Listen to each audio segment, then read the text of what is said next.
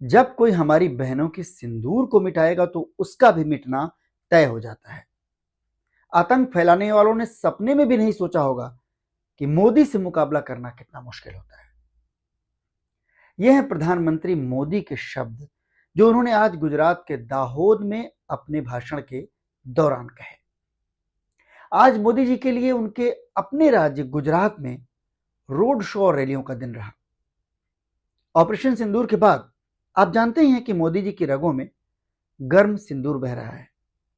वो जो बीकानेर से शुरू हुआ था वो गुजरात में भी बहता दिखाई दिया। दरअसल सेना के हर पराक्रम को अपने शौर्य और अपने पराक्रम के रूप में प्रचारित करना और करवाना मोदी जी का एक्सक्लूसिव स्टाइल है। जबकि आज के दौर में जो सच है वो एक्सक्लूसिव है। और आज के दो सच हैं। पहला सच ये है कि प्रधानमंत्री नरेंद्र मोदी और भारतीय जनता पार्टी के हाथ से उनका गृह राज्य, मोदी जी का गृह राज्य गुजरात फिसल रहा है। नमस्कार, आप देख रहे हैं एक्सक्लूसिव खबर। मैं हूं विजय। गुजरात में एक बार फिर मुख्यमंत्री और शायद मंत्रिमंडल भी बदल जाए तो हैरानी की बात नहीं। सत्ता बनाए और बचाए रखने के लिए मोदी जी पहले भी ऐसा कर चुके हैं। इस बार तो गुजरात में बीजेपी के लिए हालात पहले से ज्यादा नाजुक है और राहुल गांधी का पूरा फोकस गुजरात पर है। गुजरात में मोदी जी आज जिस दाहोद में पहुंचे वो तो उनके गुजरात मॉडल के भ्रष्टाचार का नया केंद्र बनकर उभर रहा है, जहां मोदी जी के एक मंत्री का करीब करीब पूरा कुनबा करोड़ों के घपले में इस वक्त जेल में है। गुजरात की सत्ता का ये वाला सच आपको आगे बताएंगे। अभी आप इससे भी ज्यादा नाजुक, लोकतंत्र और संविधान के लिए कहीं ज्यादा चिंताजनक आज का दूसरा सच देख लीजिए और समझ लीजिए। वो सच ये है कि हमारी फौजों के शौर्य और पराक्रम को वोट की राजनीति में लेकर प्रधानमंत्री नरेंद्र मोदी सड़क पर उतर चुके हैं। सड़क यानी रोड शो। प्रधानमंत्री नरेंद्र मोदी की रोड शो वाली सियासत शुरू हो चुकी है और इसकी शुरुआत भी गुजरात से ही हुई, क्योंकि अपने गृह राज्य में सत्ता को बचाए रखना प्रधानमंत्री जी के लिए और पूरी बीजेपी के लिए सबसे ज्यादा जरूरी है। इसलिए जब नरेंद्र मोदी आज सुबह सुबह ही गुजरात के वडोदरा पहुंचे तो एयरपोर्ट से निकलकर एयरफोर्स स्टेशन तक उनका काफिला एक रोड शो की शक्ल में बदल दिया गया। 1 किलोमीटर का, महज 1 किलोमीटर का मुश्किल से 1 मिनट में तय होने वाला यह सफर 10 मिनट से ज्यादा चला।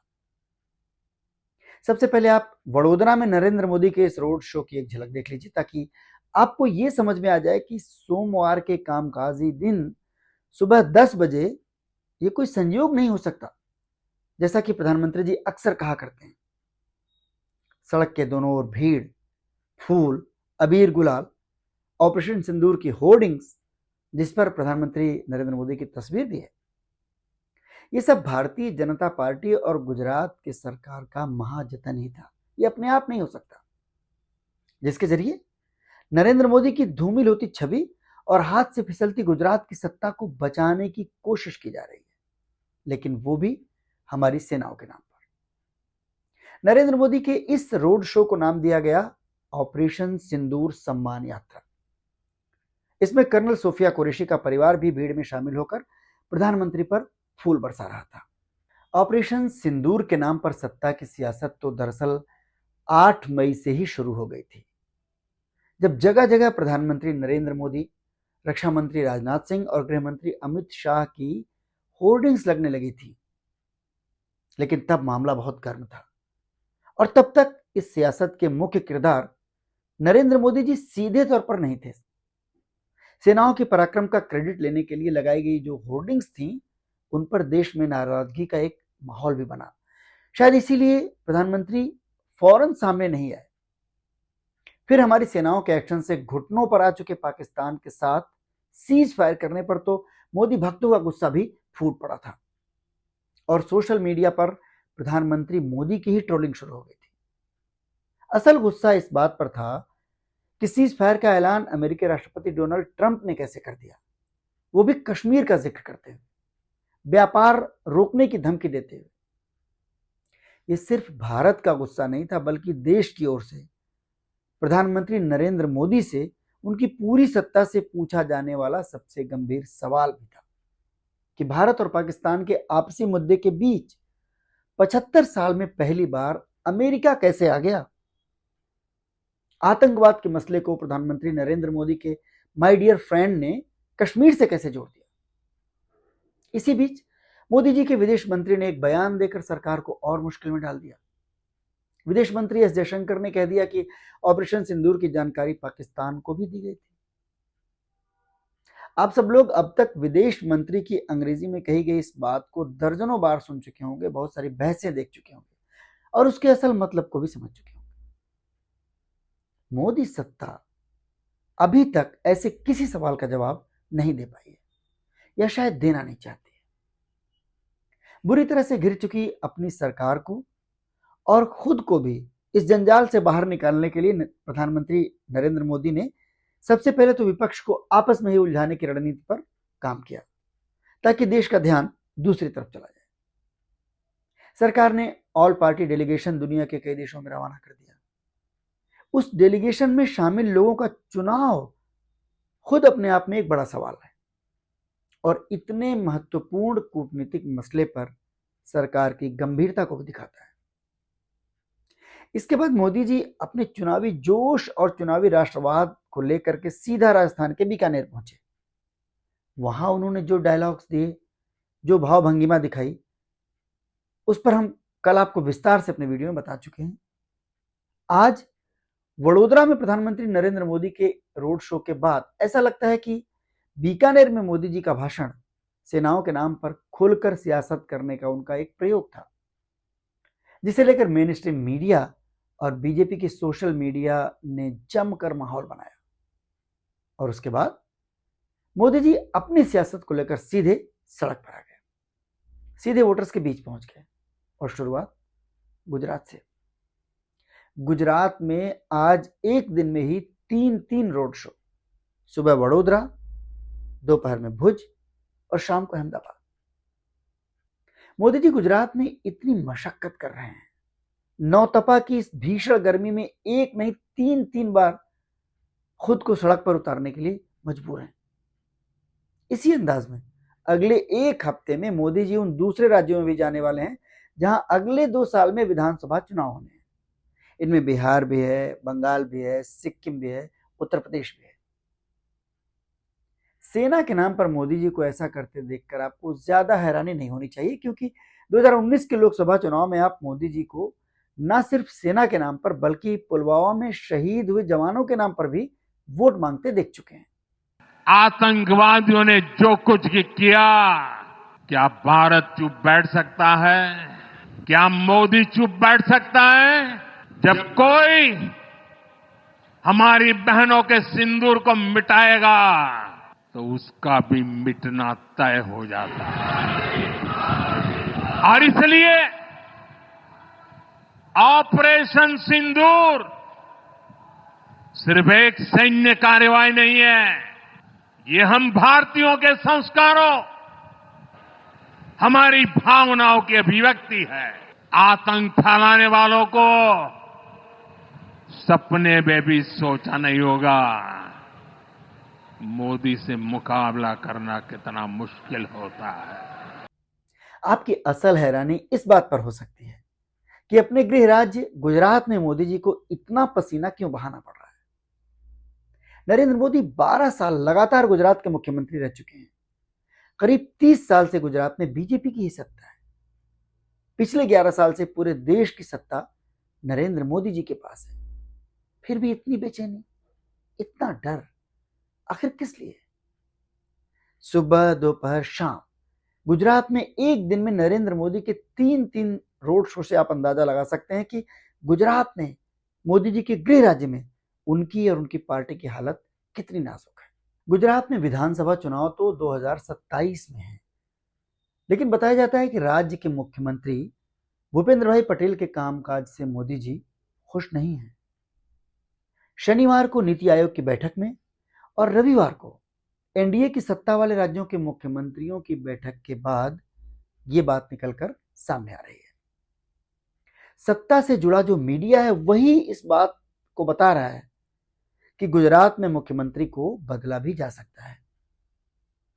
इस रोड शो के जरिए नरेंद्र मोदी गुजरात में बने सत्ता विरोधी उस माहौल को भी बदलना चाहते हैं जहां राज्य के एक मंत्री का बेटा सीधे सीधे करोड़ों के घपले में अभी पिछले दिनों ही जेल भेजा गया है। जिस गुजरात मॉडल का डंका पीटकर मोदी जी गुजरात से दिल्ली पहुंचे, ना खाऊंगा ना खाने दूंगा डायलॉग भी मोदी जी देते रहे हैं, उसी गुजरात में मंत्री का बेटा करोड़ों के घपले में जेल जा रहा है। ये घपला भी उस मनरेगा में हुआ है जो देश के सबसे गरीब और पिछड़े वर्ग की योजना है। उस पर भी जिस इलाके में हुआ वो आदिवासी बहुल इलाका दाहोद है। यानी हर कदम पर मोदी जी की बातों का सच बेपर्दा हो गया।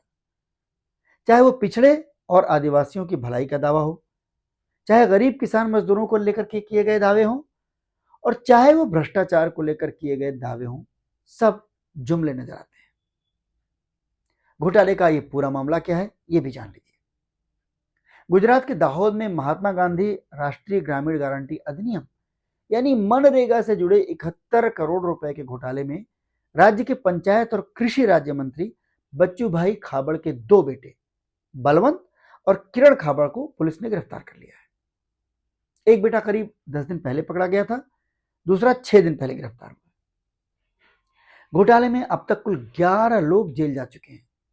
इसमें मंत्री से जुड़े कई और लोग भी शामिल हैं। मंत्री जी के सुपुत्रों ने बिना काम किए ही फर्जी कागजात के जरिए करोड़ों रुपए हड़प लिए। मोदी जी के गुजरात के इस मॉडल पर राजनीति में खूब हंगामा मचा हुआ है।